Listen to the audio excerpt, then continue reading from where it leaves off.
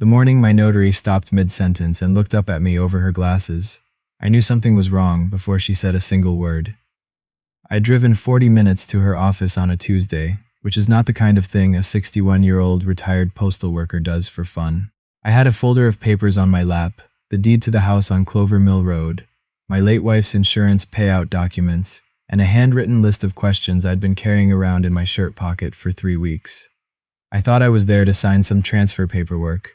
I thought it would take maybe 40 minutes, and then I'd stop for a sandwich on the way home. She put her pen down flat on the desk. "Mr. Hutchins," she said, "when did you add your son to this account?" I told her I hadn't. She turned the monitor so I could see it. I sat there looking at a number I didn't recognize. The account I'd opened in 1987, the one where my wife and I had deposited every tax refund, every birthday check from her mother, every dollar we'd managed to save from 30 years of not spending money we didn't have. That account showed a balance of $412. 6 months earlier, it had held a little over $230,000. My wife, Lorraine, passed away 14 months before that Tuesday, pancreatic cancer. 11 weeks from diagnosis to the morning, I sat beside her bed at St. Catherine's and held her hand while she stopped breathing. There is nothing I can tell you about those 11 weeks that would make any sense outside of having lived them yourself. I won't try. What I will tell you is that after she died, I was not okay. Not in the way that people say when they mean they're sad but functioning. I was the other kind of not okay. I stopped opening mail. I stopped returning calls. My daughter drove up from Richmond twice in the first month, and both times she left food in my refrigerator that I never touched. I have 2 kids. My daughter is the younger one. She lives in Richmond with her husband and their 2 girls, and she calls me every Sunday without fail.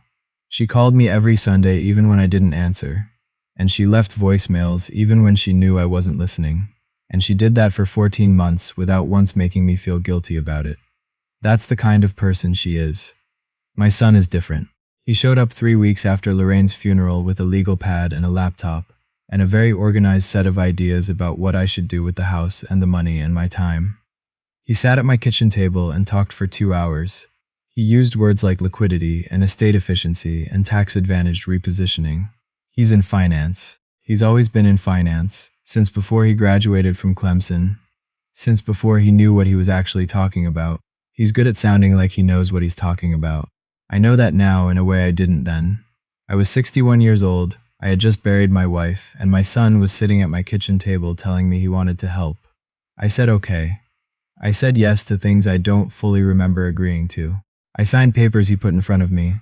I told myself he was family, that this was what families did, that Lorraine would have trusted him too. She would not have trusted him. That's the thing I have to live with. She never said it out loud, but she wouldn't have. She used to get a look on her face when he'd call, a look like she was bracing for something. I thought it was just her way. I understand it now. My son's name is Nolan. He's 34. He got his mother's brown eyes and my stubbornness, and somewhere along the way, he picked up a relationship with money that I don't fully understand and don't want to. He's been married twice. He drives a car that costs more than some people's houses.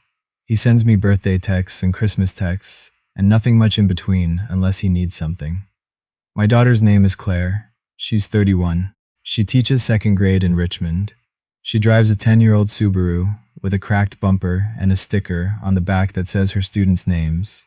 She does not own things that cost more than they're worth. She once drove 4 hours in a February snowstorm because I mentioned offhand that the furnace was making a noise. I am telling you this so you understand the shape of things before I tell you what happened. Nolan had suggested, about 6 weeks after Lorraine passed, that I add him to my primary savings account. He called it a safety measure. He said that at my age, he actually said at my age, to my face, while I was still washing his mother's coffee mugs. It was smart to have someone who could access funds quickly if there was an emergency. He said it was what financial planners recommended. He said he'd looked into it. He brought a form. I remember that. It was already filled out. I signed it at the kitchen table while he made coffee and told me about a fund he thought I should move some money into. I wasn't really listening. I was looking at the yellow curtains Lorraine had put up the spring before she got sick, and I was thinking that I needed to take them down because they were starting to fade, and she would have hated that. And I signed the form he put in front of me because I wanted him to stop talking and go home. He was on the account. I forgot about it.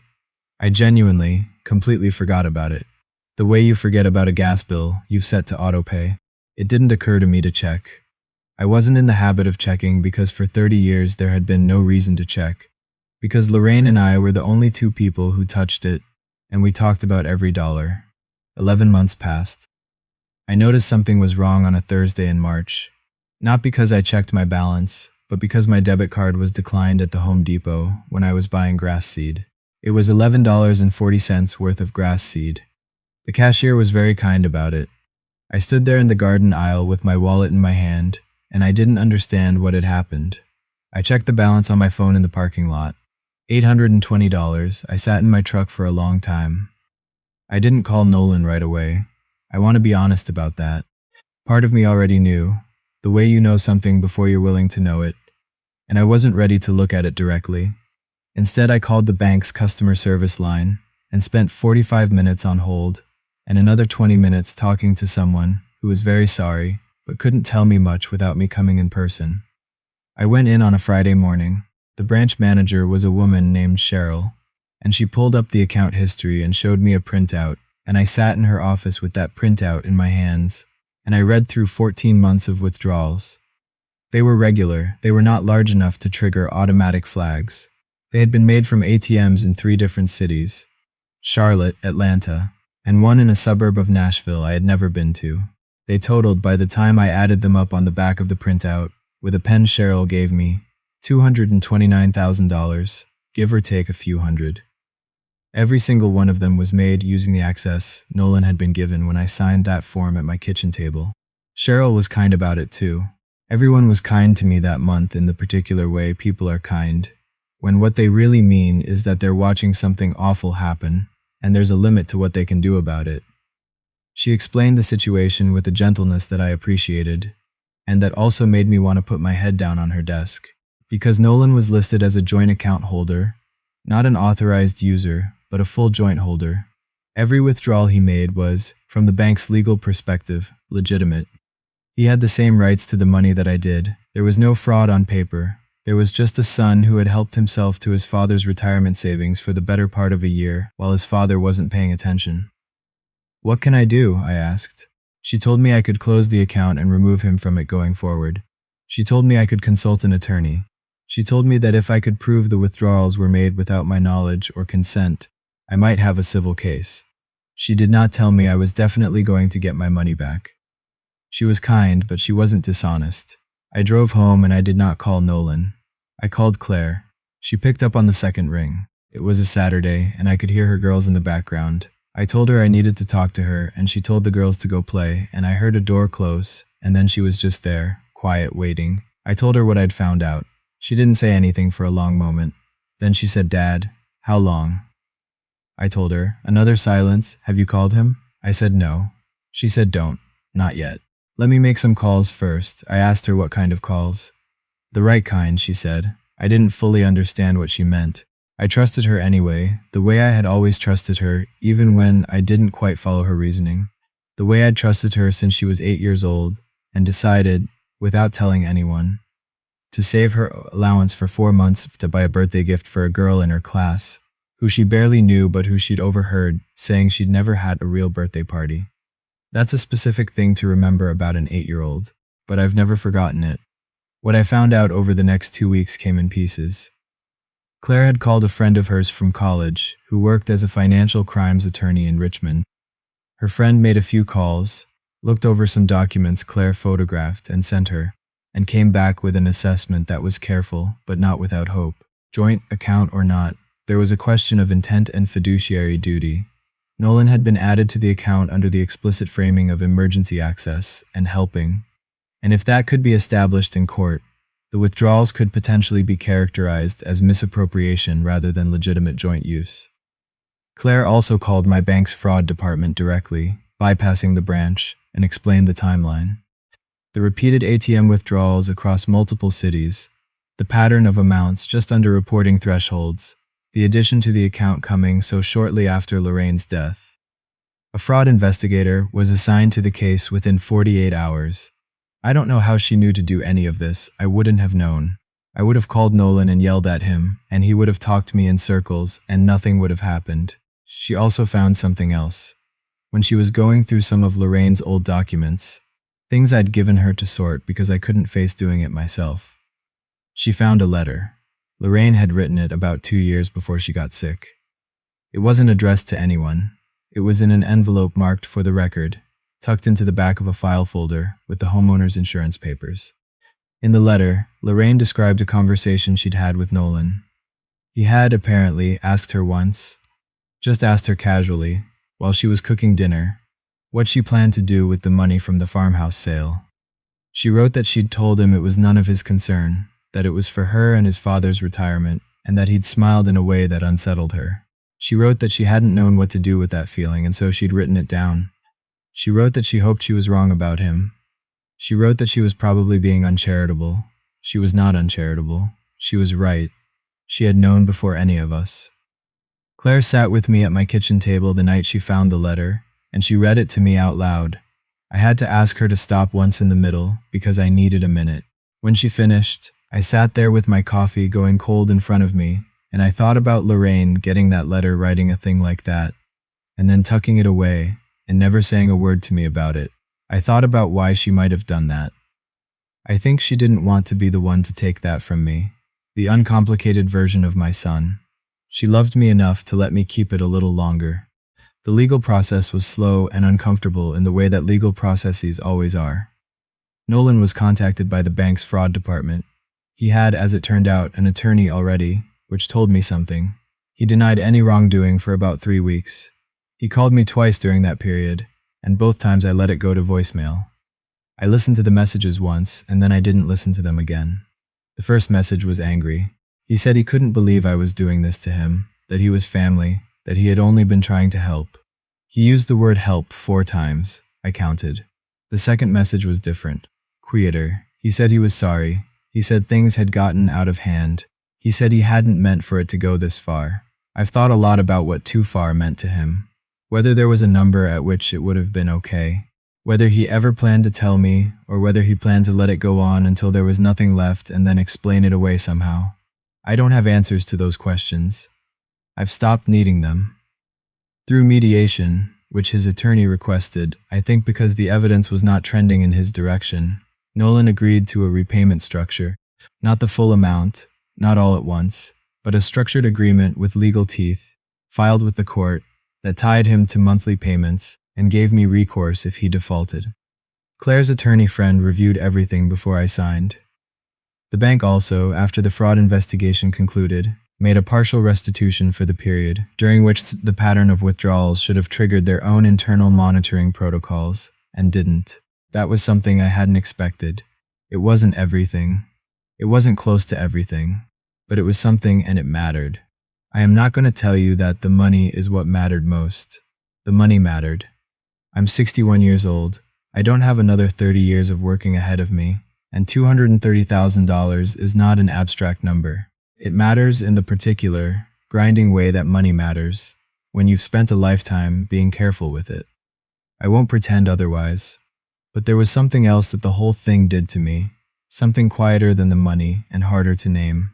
It settled a question I had been carrying around since I was a younger father, a question about whether I had done right by my kids, whether they had turned out the way they'd turned out because of something I'd done or failed to do, whether the gap between them was my fault somehow. I don't think that anymore. Claire came up for Thanksgiving, the first one after everything had more or less resolved. She brought her husband and the girls, and they filled the house in a way it hadn't been filled in over a year. Her older girl, who is 7 and extraordinarily opinionated about things, decided that the yellow curtains in the kitchen were kind of pretty actually, and that I should keep them. I had been about to take them down. I kept them. After dinner, when the girls were watching a movie in the living room and her husband was cleaning up the kitchen over my objections, Claire and I sat on the back porch in the cold, with our coats on and our coffee, and she said, almost like she was just thinking out loud, "Mom knew." I said I thought so too. She was quiet for a minute, then she said, "She probably worried about telling you." I said yeah. I said I knew why. Neither of us said anything for a while. The yard was dark and the neighbor's dog was barking at something, and it was just a regular November evening, unremarkable in the way that evenings can be when nothing particular is happening in them. I want you to put me on the account, Claire said. Not to touch it, just so someone's watching. I said I'd already thought about that. She nodded. We finished our coffee and went inside. I have told this story to a few people since it happened. My neighbor, who is 73 and has 3 adult children of his own, listened to the whole thing one Saturday afternoon, and then said, "You know what the hell of it is? You already knew which one you could trust. You just didn't know you knew." I've thought about that a lot. He's right, I did know. It was in the way Claire left food in my fridge when she knew I wouldn't eat it. It was in the Sunday voicemails she left when she knew I wasn't listening. It was in the way she drove 4 hours in a snowstorm for a furnace noise and didn't make it a thing. I knew. I just hadn't translated it into the language of trust, the way you have to when there's real money on the table. There's something almost unbearably ordinary about how this happens to people. Nobody hands you a form and says, "Sign here to give someone access to everything you've saved." They hand you a form and say, "This is just in case," and you're grieving, or you're tired, or you've spent 30 years not having to be suspicious of your own family, and so you sign. I am not telling you not to trust your family. I am telling you to pay attention to which parts of your family you are actually trusting, and why, and whether the reasons hold up outside of habit and hope. Nolan made the first 4 payments on schedule. I don't know if he'll make all of them. That's for the legal agreement to sort out if he doesn't. I don't call him. He doesn't call me. Somewhere in there is a relationship that used to exist and no longer does, and I am still figuring out what that means to me, still deciding how much grief I have for it, versus how much it was already not what I thought it was. I think a lot about the letter Lorraine left, how she knew and said nothing because she was trying to protect me, how I would have done the same for her without thinking twice, how love sometimes looks like keeping the harder truth to yourself for as long as you can, and how that is both the most human thing in the world and also, sometimes, a problem. I think she would have said something eventually. I think she was waiting for the right moment. I think she ran out of time. I found a grief counselor in February. She's a woman about Lorraine's age who works out of a small office near the library. I drive there on Wednesday afternoons and I sit in a comfortable chair and I talk about the things I'm still working out. The money comes up sometimes, my son comes up sometimes. Lorraine comes up every week. It's slow, that kind of work. It doesn't resolve cleanly, but I'm doing it, which is more than I was doing a year ago. The yellow curtains are still in the kitchen. I look at them sometimes in the morning when I'm making coffee, when the house is quiet and the light is coming in a certain way. And I think about the fact that she picked them out and she was right about them. And she was right about Nolan and she was right about most things. And I just didn't always have the sense to follow her lead while I still could. The child who does the quiet work is rarely the one who gets thanked for it. I should have thanked her more, Claire, I mean. But also Lorraine. I'm working on doing better about that.